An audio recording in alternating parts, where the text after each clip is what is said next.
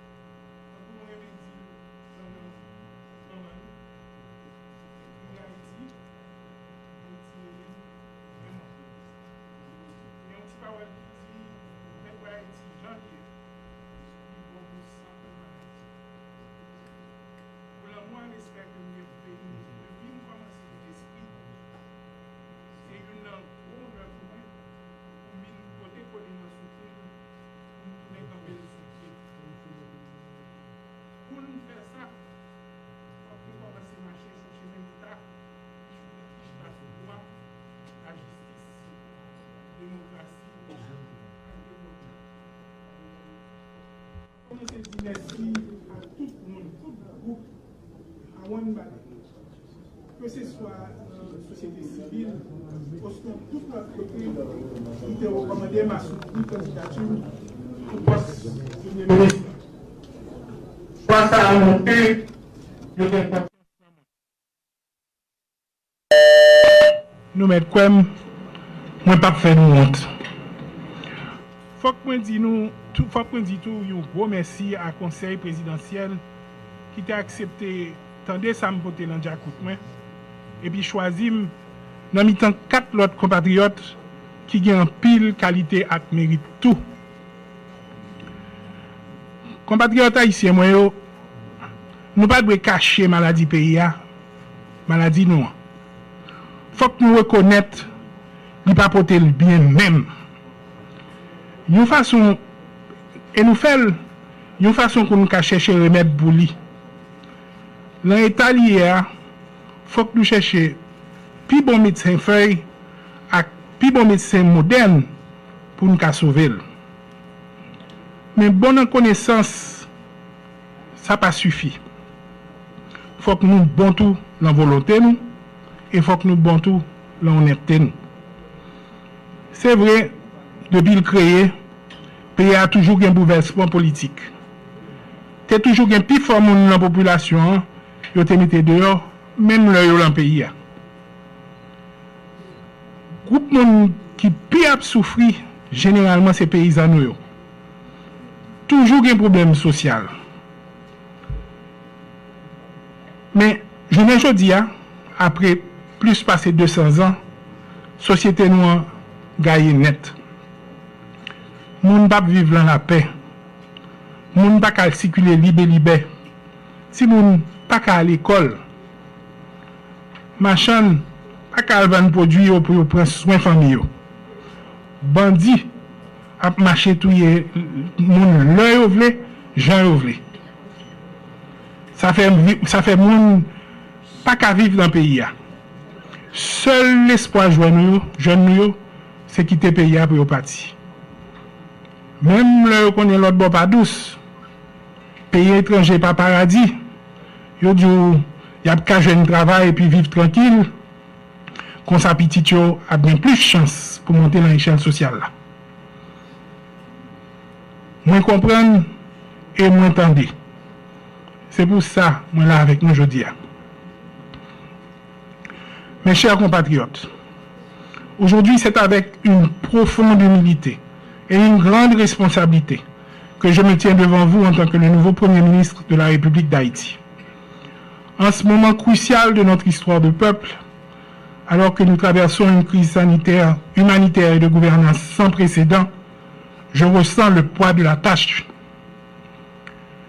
En cette heure solennelle d'intenses émotions et de dépassement, je tiens à saluer le sens hautement patriotique du Conseil présidentiel. Ils ont transcendé les clivages et les sensibilités politiques, ainsi que les intérêts partisans, pour m'accorder leur confiance sur des questions vitales qui tiennent tant à cœur la nation souffrante et impatiente. Je tiens aussi à remercier le Premier ministre sortant, M. Patrick Boisvert. Traversant avec un courage exceptionnel l'épouvante solitude de la primature, il a dominé le jeu politicien et la rumeur des fractions pour poser son empreinte. Celle d'un homme d'État serein et sensible, vaut au service d'autrui et à la République. C'est avec le sentiment du devoir magistralement accompli au bénéfice des populations haïtiennes qu'il rentre aujourd'hui sur la tente pour un repos bien mérité. Mes chers compatriotes, Haïti est confronté à des défis majeurs. Les violences et l'insécurité paralysent notre quotidien. Les crises humanitaires exacerbent les souffrances de nos compatriotes les plus vulnérables. Et l'instabilité politique sable les fondations mêmes de notre société. En reconnaissant ces réalités douloureuses, nous devons trouver en nous la force et la détermination nécessaires pour les surmonter. Comme le disait le philosophe grec Héraclite, le caractère de l'homme est son destin. Nous devons faire preuve de courage et de détermination, car c'est dans ces moments de crise que se révèle le véritable caractère d'une nation. Je crois fermement qu'ensemble, nous pouvons transformer ces défis en opportunités pour rebâtir notre pays sur des bases plus solides et plus justes. Je m'engage donc devant vous, chers concitoyens, à servir notre nation avec intégrité, transparence et dévouement. Mon gouvernement travaillera sans relâche pour améliorer les conditions de vie de chaque Haïtien et de chaque Haïtienne, pour bâtir un avenir plus sûr et plus prospère, et pour rétablir la dignité de notre peuple. Mesdames, Messieurs les ministres et secrétaires d'État, par l'entremise du Conseil présidentiel de transition, nous avons signé un contrat collectif avec le peuple haïtien pour matérialiser l'accord du 3 avril 2024 qui prévoit un ensemble de grands chantiers. La sécurité publique et nationale, le redressement économique, la réhabilitation des infrastructures, la sécurité alimentaire et sanitaire, la conférence nationale et la question constitutionnelle, l'état de droit et la justice, ainsi que les élections pour le renouvellement du personnel politique. Ce paradigme du changement irriguera toutes les artères de l'action gouvernementale. Il inspirera et illustrera notre posture et tous les actes que nous serons appelés à poser à la tête du gouvernement. Je vous demande donc, mesdames, messieurs les ministres, de participer vaillamment à cet effort commun pour promouvoir et alimenter cette culture du changement dans les sphères d'activité relevant de vos compétences respectives. Oui, notre pèlerinage collectif commence nécessairement par un retour au climat sécuritaire. Sans sécurité, aucun progrès durable ne peut être accompli. Pour ce faire, il est crucial que nos policiers et nos soldats soient bien préparés pour faire face aux défis sécuritaires actuels. Et nous veillerons à ce qu'ils disposent d'outils nécessaires pour accomplir leur mission avec efficacité et professionnalisme. À ce propos, en ce jour de la célébration du 29e anniversaire de la police nationale, je demanderai à l'assistance de te mettre debout pour observer une minute de silence en l'honneur des 3 policiers lâchement assassinés dimanche dernier et aussi à toutes les victimes de la violence des dernières années.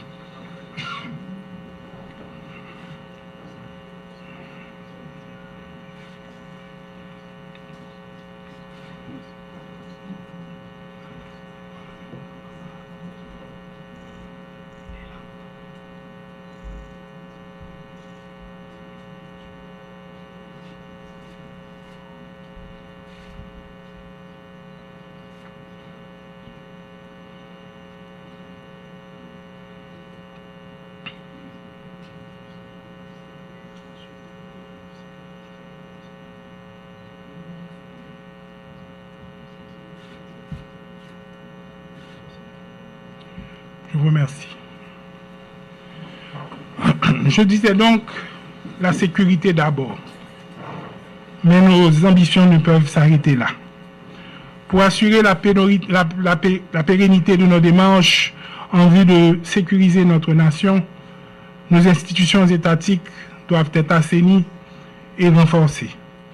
Nous entreprenons donc les réformes transitionnelles nécessaires pour garantir leur efficacité et leur intégrité.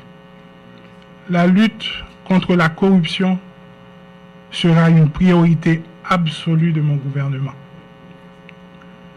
Nous devons rétablir la confiance du peuple haïtien dans ses dirigeants et ses institutions. Cela implique une transparence totale dans la gestion des affaires publiques et une tolérance zéro envers la corruption. Nous instaurons des mécanismes de transparence et de responsabilité dans toutes les sphères de l'administration publique. Des audits réguliers seront réalisés pour garantir la bonne gestion des ressources publiques. Nous devons faire en sorte que chaque goutte dépensée, qu'il le soit de manière judicieuse et au bénéfice de la population. Parallèlement, nous favoriserons le dialogue inclusif entre toutes les parties prenantes de la société haïtienne. Nous devons travailler ensemble, écouter les préoccupations de chacun et trouver des solutions communes pour notre avenir. Nous lancerons des initiatives pour renforcer la cohésion sociale et promouvoir la paix. Il est essentiel de restaurer la confiance et la solidarité entre les citoyens pour construire une nation unie et résiliente. Ce dialogue et cette concertation débouchera obligatoirement sur la mise en place d'un conseil électoral provisoire comme élément essentiel pour garantir des élections libres, transparentes et inclusives. Ce sont des pas cruciaux vers la restauration de notre démocratie.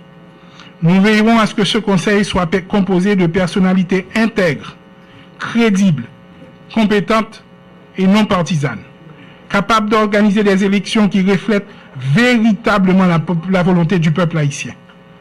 Les élections à venir doivent marquer un nouveau départ pour notre pays.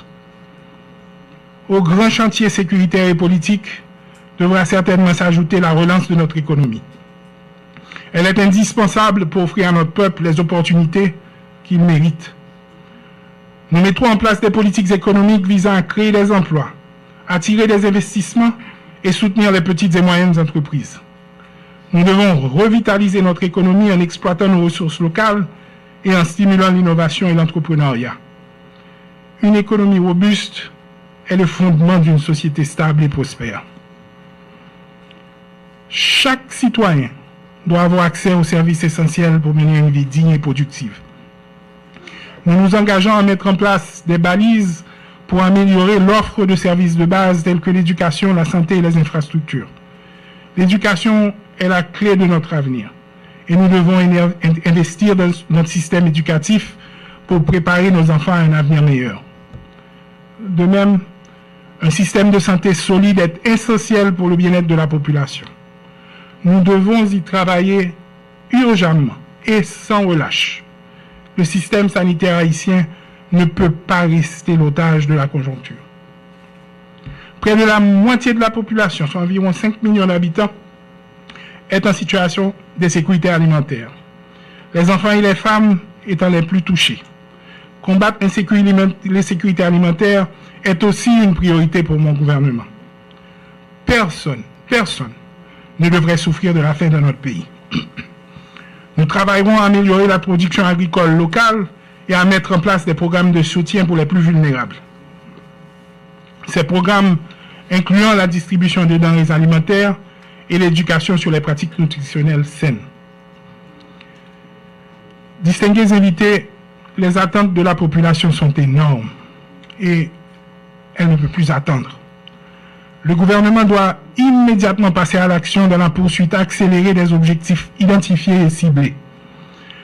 Chacun de nous mesure déjà la haute portée patriotique de la mission à lui confier et l'ampleur de la besoin à abattre. Évidemment, l'accompagnement de la communauté internationale sera essentiel. Cependant, cette coopération doit être basée sur le respect mutuel et l'intérêt commun. Nous devons définir ensemble les modalités d'un soutien efficace qui respecte notre souveraineté et nos priorités nationales.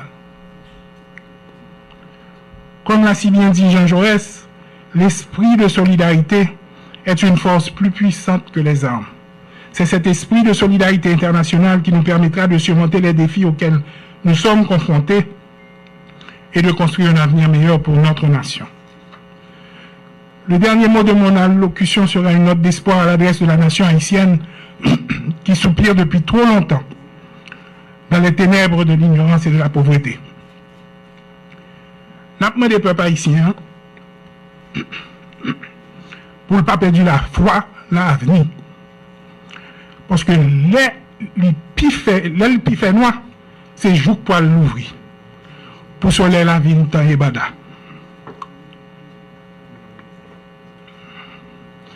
M'a dit nous, ça fausse conviction. Nous, c'est un peuple qui fait l'histoire, le monde changer. Nous, c'est pas un gros peuple sous la terre. C'est petit, mais nous pas petit. Depuis le peuple a qui a fierté, depuis qu'il y a une force à dignité, depuis nous avons à la tête, nous, leader qui a une vision et qui jam, n'a pas arrivé loin. Pour moi-même, moi, nous garantis que moi, paré pour me goumer. Pays a tout, paré pour me goumer. Pays a tout le monde pour me corriger conseil présidentiel là, le travail l'a fait pour tout Haïtien qui vivent à cœur posé dans un pays qui uni, qui gagne sécurité, côté nous tout ensemble pour te coller pour établir nation. Je lui demande de garder la foi en l'avenir, car la nuit la plus longue et la plus noire n'empêche pas le soleil de se lever. Je lui redis avec force et conviction, pour l'avoir vu partout à travers le monde, d'avoir un grand territoire ou une grande population, ce qu'il faut pour être un grand peuple, c'est la grande conviction et le grand engagement. Il suffit à notre peuple d'être habilité par les valeurs qui doit être conduit par un chef avisé et dynamique qui sache lui poser de grandes ambitions. Pour ma part, je veux lui garantir de ma ferme détermination et de ma totale disponibilité à m'acquitter de ma tâche pour son plus grand bien et d'appuyer sans faille le Conseil présidentiel de transition dans sa quête de bien-être collectif et dans sa grandiose entreprise de fondation nationale. Frères, sœurs, Haïtiens, tout partout sur la terre. Moi, je voulais couper bien bas pour nous remercier nous pour confiance nous placer dans moi. Dans un moment difficile, ça, côté l'espoir, tu voulais faire. Nous avons une mission pour nous changer ça avec le peuple là. Famille, jeunesse là, diaspora, tout Haïtien à la one bade, tout côté sur la terre. Nous allons faire ça nous capable pour nous faire lumière, venir pour nous faire l'espoir bourgeonner. Moi, je voulais prêter parole pour être René Philoctète, qui t'a expliqué toute raison qui fait l'y attacher à Haïti, pour m'ajouter que c'est parce que l'inspiré nous et il fait nous croire que pas rien qui est impossible, le nous mettre tête nous ensemble. Merci beaucoup.